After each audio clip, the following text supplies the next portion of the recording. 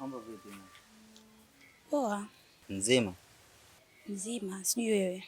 Mimi mzima. Lakini Ibra, unajua tabasamu lako ni zuri sana. Yaani mpaka nashindwa kutafakari. Umezaliwa muda gani?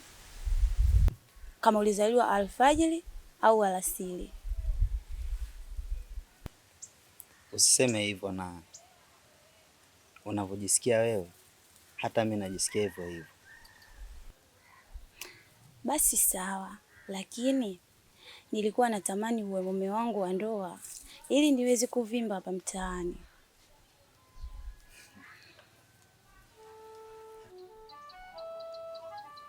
Hapa kazi ipo kwenu tu, maana hata hivi ninavyoongea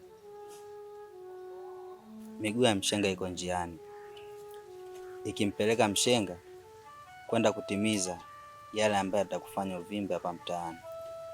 Ha, ina maana ni posa? Ndiyo. Uamini? Siamini. Unapeleka posa nyumbani kwetu? Utaamini tu, maana hiko ndo kinachokuja kutokea. Hebu nifinye kidogo niweze kuzinduka katika ndoto ya mchana.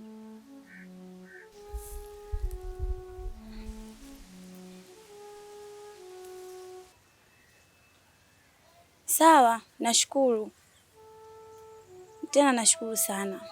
Samahani kwa kusimamisha hapa. Basi poa, haina shida nao. Unaonekana mzama kama nimezama. Sana. Ila siwezi kuongeza.